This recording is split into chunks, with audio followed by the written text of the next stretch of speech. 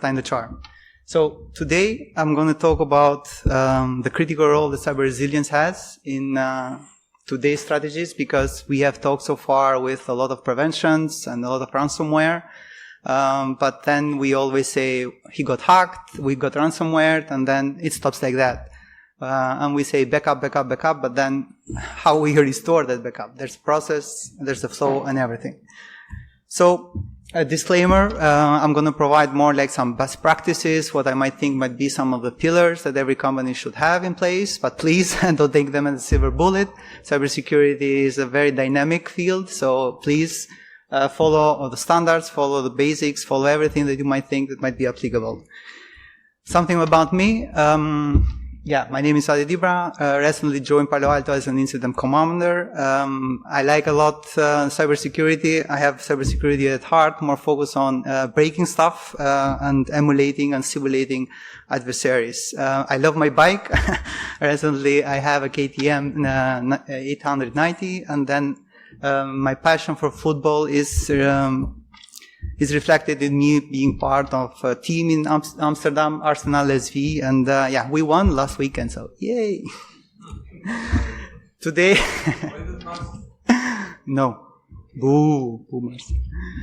So today as agenda, so we will talk about the limitations, the traditional prevention measures we have. That doesn't mean that we need to go away from prevention. Please, prevention, prevention, prevention.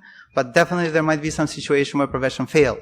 And I will go through the parts or the components of the cyber resiliency, what might be some of the key components, some real-world examples where the lack of cyber resilience led companies to bankruptcy, and then some of the best practices to integrate cyber resiliency in our today frameworks and business as usual. So I'm going to close with some of most effective implementations of incident response plans, with yours truly being an incident commander, and that will be more of the touching point being a very crucial role for an efficient and effective incident response. And then closing remarks. So why cyber resilience? So being in Europe, we have access to many frameworks and many publications or posts. But we have an European agency, a cybersecurity agency, ENISA. It was mentioned throughout our presentations from previous speakers, and they publish every day a threat assessment and landscape every year a report. And if you see, there are a lot of information. I'm not sure if you see, but the horizontal ones are months, and you can see how many incidents per month are reported within the European countries.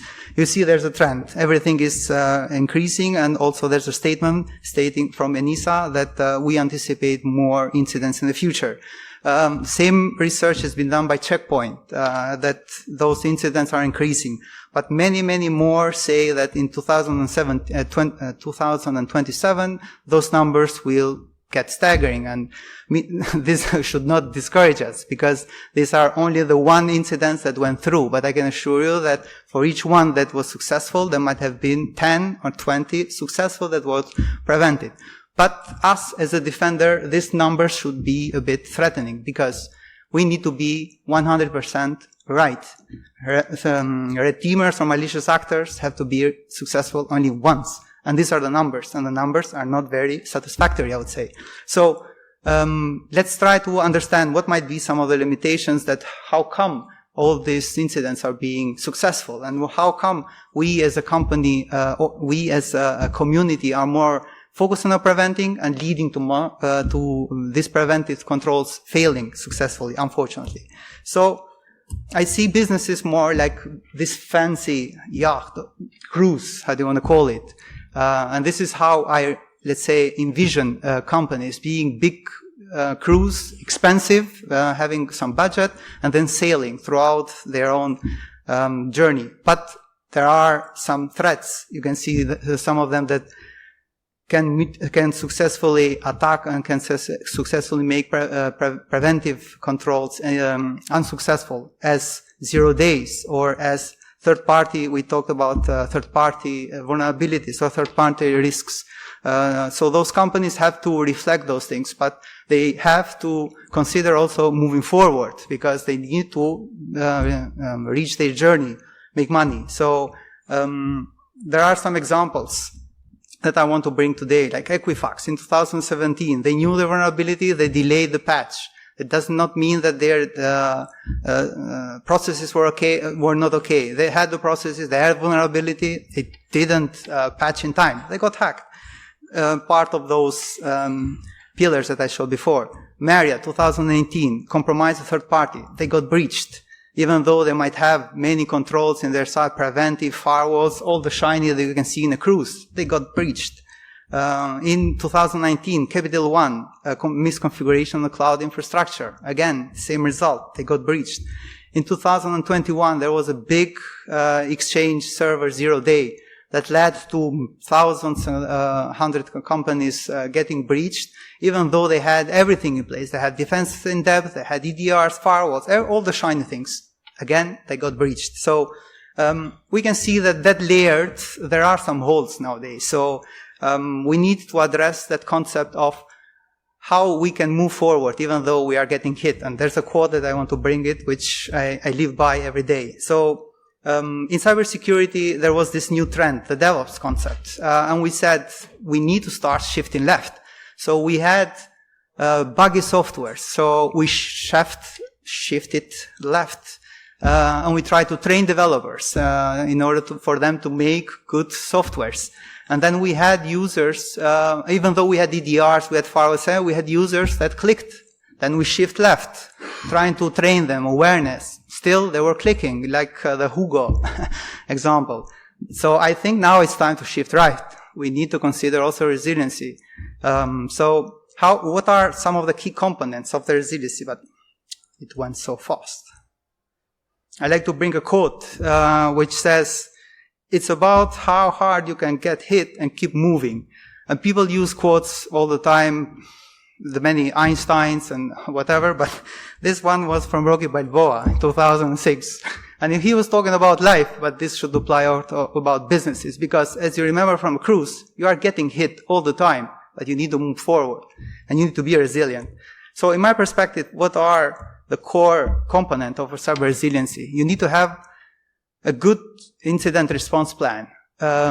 People say we have a SOC, but SOC is not incident response. Incident response is part of SOC, but it should be a core pillar. I'm going to mention it in the later slide.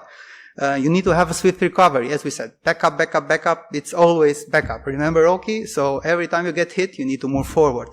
And last, you need to continuously improve, learn about others that got unsuccessful, or try to share intelligence between each other, because definitely there might be something that someone else experienced that you need to get some fixes in place.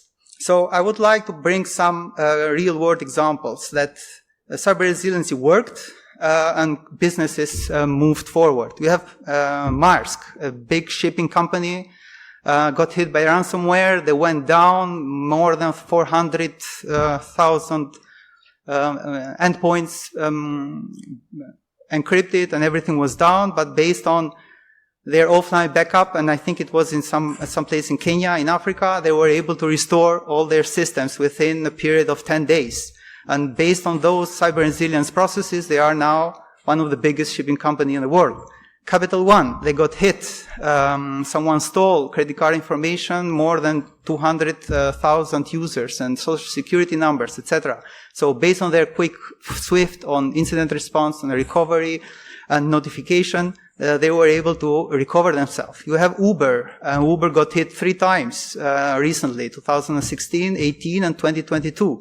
More or less the same approach, but it's the same attacks vectors, but then they server based on their incident response. And Uber is Uber, we know. Then we have SolarWinds, we have Cognizant, we have Snowflakes recently. Everyone was got hit, but they were able to recover and be resilient.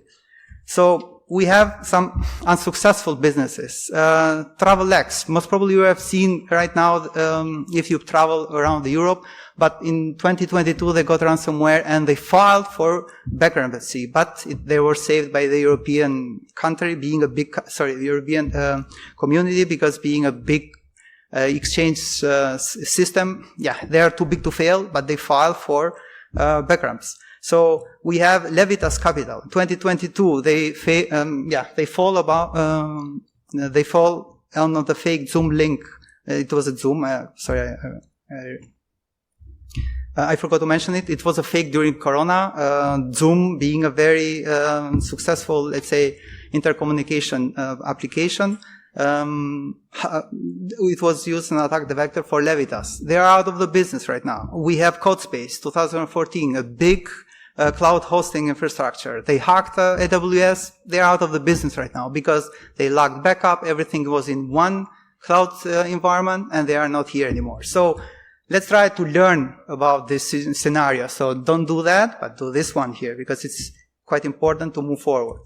So some of the best practices, in my opinion, defense in depth is always try to be as granular as possible in your infrastructure. Segmentation goes without saying. Secure networks, secure endpoints. Try to analyze behavior analysis based on my previous talker, and focus on IR. Make IR a core pillar of your infrastructure. Not so. I will dig more deeper on some of the incident response playbooks, but focus more on IR being a core pillar of your security operations team. Have playbooks, test them, update them, do tabletops. It was mentioned to do tabletops exercises, very important. And then share intelligence. So if I got hacked or I see there are something in my infrastructure, I can share that information within the same medium or the same business domain or even in other domains. It's quite important, and especially in the Netherlands, I'm part of those communities. They call it DEFCON Holland, but it's not part of DEFCON. But we get together once a month and we share information. We go in a bar, have some drinks, and then we share, I got hit, you got hit, etc. So share that information is very helpful to mitigate any future attacks. And last but not least, I would like to focus on how to build a more effective incident response plan. People say I have an incident response plan, but maybe it's dusty, maybe it's old, etc. But it's quite important on these 4 points. In my opinion, as I said, everything is personal. Have an incident commander. Have an incident commander in the same role as you have a chess player, that he's ready to sacrifice the queen to win the game. So don't focus on, I need to get some approval from the management, I need to do that. No. Ask someone to take the frames of all their incident and appoint someone that has the visibility on the business, but also on the technical of the security operations team. Have someone to play that role. Not be always, but someone should do that. Living playbooks. We have playbooks in the internet, but they are quite static. So you have from left to right, I do analysis, detection, containment, eradication, etc. But they don't, let's say, go back, because it's always important to have information right away, and you can make different decisions if you had different information. So you need to have living playbooks that always recycle the information back to make different decisions. Do live fire simulation. Netflix does a very crazy thing, Chaos Monkey. In the middle of the day, they bring down one system in order to test their resiliency, in order to test the backup plan. I'm not saying go install a ransomware in your Active Directory, but nowadays we have a lot of cyber ranges environment, and very easy to build one, so you can prepare your cybersecurity operations to be up to speed and promptly take reactions on any kind of incident, phishing, ransomware, whatever the case. But do live fire simulation. Tabletop exercises are important, but not quite efficient as a live one. And then do post-breach intel. Don't recover, but rebuild better. So use that information in order to improve your living playbooks, the live fire exercises, and appointment of the incident commander.